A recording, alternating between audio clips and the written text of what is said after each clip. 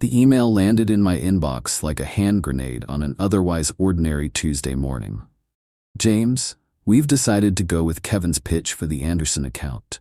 Your concept was too conservative for what they need right now. Kevin will be taking lead effective immediately. Please transition all relevant materials to him by end of day. I stared at the screen, a cold knot forming in my stomach as the implications sank in. This wasn't just any account. It was my account.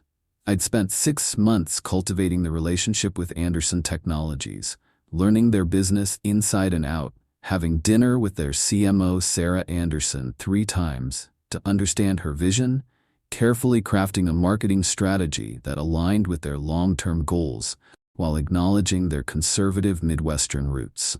And now, with a single email, Charlotte had handed it to Kevin, her nephew, who'd been with the agency barely 3 months and whose primary qualification seemed to be his family connection. I took a deep breath and closed my laptop. Through the glass walls of my office, I could see Kevin already at the conference table with Charlotte, both grinning as they looked over what must have been his pitch deck. She caught my eye and gave a small, dismissive wave, like I was a waiter she was shooing away. I nodded back, keeping my expression neutral despite the anger churning inside me. 11 years at Meridian Marketing, building it from a boutique agency to one of the most respected firms in the city, and this was how it was going to be. I didn't slam doors. I didn't fire off an angry email. Instead, I methodically packed up my notes on the Anderson account and walked them over to Kevin's desk. "Congratulations," I said, placing the folder down. "These might help you understand their quarterly sales cycles. They tend to be more conservative in Q1 and Q3, with bigger initiatives in Q2 around their annual conference." Kevin looked up, surprised by my civility.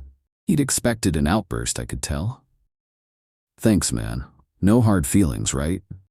His voice carried the practiced smoothness of someone who'd never had to fight for anything, who'd had opportunities handed to him his entire life. "None at all," I replied, my tone professional. "Best of luck with it. Let me know if you have any questions during the transition." I returned to my office, closed the door, and allowed myself exactly 5 minutes to process what had happened. I wasn't naive.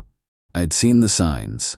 Kevin's arrival 3 months ago, the way Charlotte had introduced him to everyone as the future of Meridian, the increasing frequency with which he was included in high-level meetings despite his junior status. But I hadn't expected her to be so blatant, so cavalier about sidelining me. That evening, as I drove home to my apartment overlooking the river, I thought about Charlotte's decision more deeply. The Anderson account wasn't just any client. It represented the kind of steady, prestigious business that had built Meridian's reputation. The kind of client I had consistently brought in for years, while Charlotte focused on the company's image and industry presence. Kevin's approach, from what little I'd seen, was flashy and trend-focused, heavy on viral potential, but light on sustainable strategy. He talked about disruption and innovation without understanding the fundamentals of the industries he was supposedly disrupting.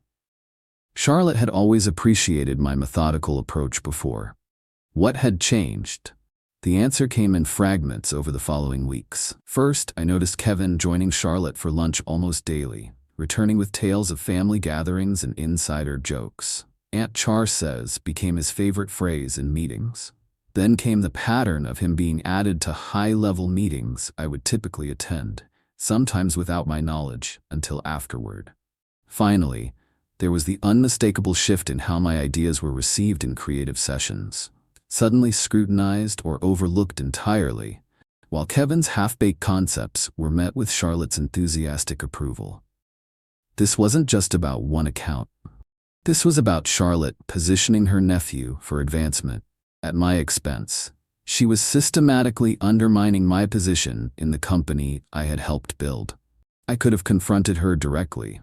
I could have threatened to leave, taking my client relationships with me. But 11 years had taught me something important about Charlotte Meridian. She respected power plays, not emotional appeals. Direct confrontation would only strengthen her resolve and accelerate my demise. And I had been preparing for a situation like this, quietly, methodically, for years. That night, I pulled out a leather-bound notebook from my home office safe. Inside were detailed notes on every major account I'd handled, not just the public-facing strategies, but the behind-the-scenes insights that made them successful. Client preferences that weren't documented in any CRM. Internal political dynamics that influenced decision-making. Personal details about key stakeholders. Their children's names, their hobbies, their vacation spots. The small details that took months or years to learn. The kind of knowledge that couldn't be transferred in a handover meeting or found in any shared drive. Information that wasn't in any company database. Information that lived only in my mind. And in this notebook. I flipped to the section on Westfield Corporation, our largest client and the cornerstone of Meridian's portfolio. They accounted for nearly 20% of our annual revenue, and their referrals had brought in 3 other major accounts over the years. Charlotte had recently announced that Kevin would shadow me on their upcoming campaign renewal. Clearly the first step in transitioning them to him as well. I smiled slightly as I reviewed my notes. Perfect timing. The next morning, I entered the office with renewed purpose. I greeted everyone with my usual friendliness, stopped by Kevin's desk to answer a question about the Anderson account, and settled into my work with the quiet confidence of someone with a plan. When Charlotte called the strategy meeting for Westfield that afternoon, I arrived precisely on time, armed with a presentation that highlighted my deep understanding of the client's needs, or appeared to. Kevin sat across from me, his expression a mixture of boredom and impatience, dressed in an expensive suit that still somehow looked wrong on his lanky frame. "Before we begin," Charlotte said, her blonde hair perfectly styled as always, "I want to announce that Kevin will be taking a more active role with Westfield moving forward. James, you'll still be involved, but it's time for some fresh perspectives." I nodded agreeably. Of course, Westfield deserves our best work. For the next hour, I presented my carefully prepared strategy for Westfield's upcoming campaign. Comprehensive, thoughtful, and deliberately missing key components that only I knew were vital to the client satisfaction. I outlined a digital approach that seemed solid on paper, but omitted crucial elements about their target demographic's actual behavior. I presented creative concepts that adhered to their brand guidelines, but subtly missed the emotional core of their messaging. Kevin took notes sporadically, clearly underwhelmed by what he perceived as a basic approach. Charlotte seemed distracted, checking her phone throughout my presentation, occasionally making encouraging noises when Kevin offered a comment. "Any questions?" I asked as I concluded. Kevin leaned forward, adjusting his tie importantly. "Yeah, I think we could push this further. Get more aggressive with the digital spend, maybe some influencer partnerships with tech thought leaders. The Westfield brand needs rejuvenation." Charlotte nodded approvingly. "That's exactly what I was thinking. James, your approach is solid but safe. Let's let Kevin take the lead on developing this further." "Of course," I said, smiling mildly. "I'm happy to hand over my notes and make introductions to the team at Westfield." What I didn't mention was that Thomas Westfield, the company's founder and CEO, who still personally approved all major marketing initiatives, specifically disliked influencer marketing, considering it superficial and off-brand for his company's image. He'd made his fortune in enterprise software and held traditional views about B2B marketing. This wasn't documented anywhere. It was something he'd mentioned to me during a private dinner after we'd secured their business 3 years ago. A dinner where he'd also shared stories about his army days and his distrust of marketing fluff. This was one of many critical insights that lived only in my notebook and my memory. The following week, Kevin presented his enhanced strategy to the Westfield team. I sat quietly in the back of the conference room, watching as Thomas Westfield's expression darkened with each slide. The influencer strategy featuring tech YouTubers, the aggressive social media approach with real-time engagement tactics, the flashy video concepts that contradicted the company's traditional values of reliability and steadiness. "This isn't what we discussed," Thomas said, cutting Kevin off mid-presentation.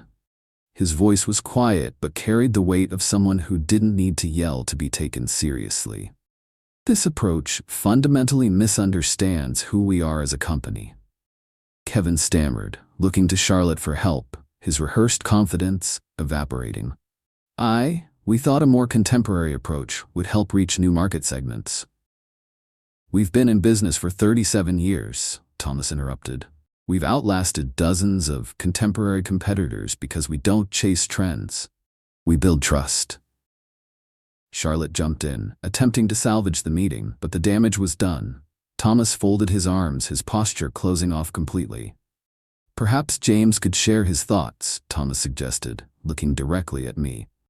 He's always had a firm grasp on our brand positioning. I stepped forward smoothly, opening my notebook. If I may, I began, outlining an approach that carefully addressed Westfield's concerns, the same approach I had deliberately withheld from my presentation the week before. I spoke about leveraging their legacy of reliability while subtly modernizing their message. I referenced conversations Thomas and I had had about the company's founding principles. I mentioned his military background and how it informed the company's discipline and attention to detail. By the end of my impromptu presentation, Thomas Westfield was nodding appreciatively. "This is why we work with Meridian," he said. "James understands us." In the elevator afterward, Charlotte was fuming. Her carefully applied makeup couldn't hide the flush of anger on her neck. "Why didn't you share these insights with Kevin beforehand?" she demanded once the doors closed. I met her gaze steadily.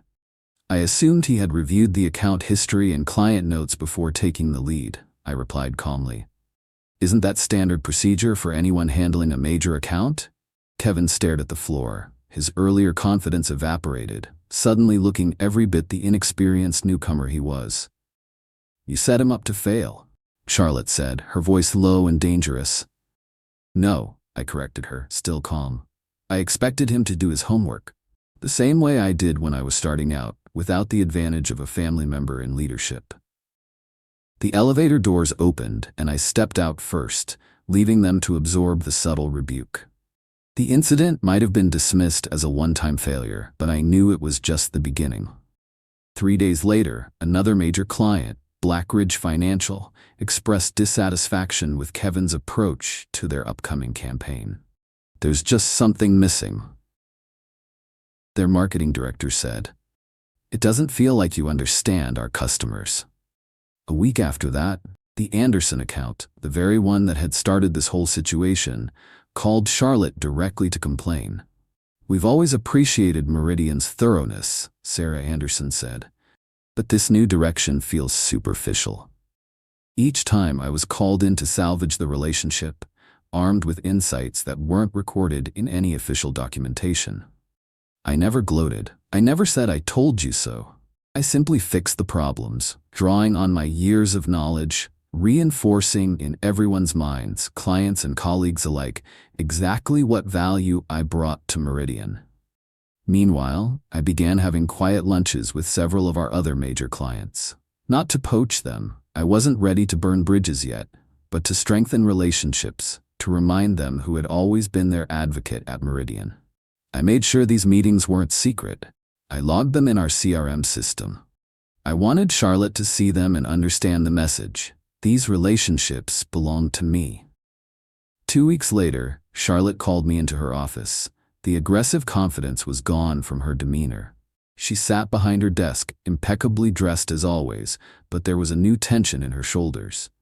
"We need to talk about the account transitions," she said, not quite meeting my eyes. "What about them?" I asked, keeping my tone neutral. "I think we may have moved too quickly," she admitted. "The clients are uncomfortable with the changes." I simply nodded, waiting. Charlotte sighed, then finally looked directly at me. "I'd like you to resume your role as lead on Westfield, Anderson, and Blackridge." "I see," I said. "And Kevin? He'll be focusing on smaller accounts until he builds more experience." She said it like it was a reasonable compromise, not a complete capitulation. I considered this for a moment. "I'm happy to take back those accounts," I said. "But I think we should discuss my position here more broadly." Charlotte's eyes narrowed slightly. "What do you mean?" It's become clear that my value to Meridian extends beyond what's documented in our systems, I said. I've built relationships and knowledge that directly impact our ability to retain clients. I think that deserves recognition. The unspoken message was clear. I could walk away, taking those relationships and knowledge with me, and Meridian would suffer. "Are you threatening to leave?" she asked, a slight edge to her voice. "Not at all," I replied. "I'm simply pointing out that my contribution to Meridian isn't just historical. It's ongoing and essential to our success. The last few weeks have demonstrated that fairly conclusively, wouldn't you agree?" Charlotte was silent for a long moment, her manicured nails tapping rhythmically on her desk. I could see her calculating, weighing the cost of meeting my terms against the potential loss if I left. Finally, she nodded. "What are you proposing?" she asked, her tone resigned but practical. "Partnership," I said simply. "Equal decision-making authority on strategic direction and personnel. And of course, an appropriate adjustment to my compensation." Charlotte's lips pressed into a thin line. "That's a significant change in our structure." "So was attempting to replace me with Kevin," I countered. "One worked out considerably better than the other." A flash of anger crossed her face, but it was quickly replaced by something close to respect.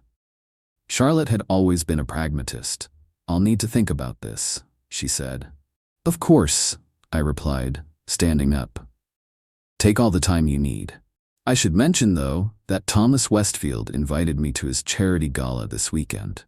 Apparently, he's planning to expand their marketing initiatives next year. Significantly. It wasn't a bluff. The invitation had arrived yesterday, addressed to me personally. "I'll have an answer for you by Friday," Charlotte said. True to her word, Charlotte called me into her office Friday afternoon. Kevin was conspicuously absent from the office that day. "I've spoken with our financial advisors," she began without preamble. "We can offer you a 15% ownership stake and a title of Executive Creative Director." I smiled slightly. "That's a generous starting point.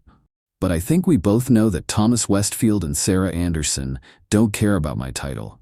They care that I understand their businesses." I paused.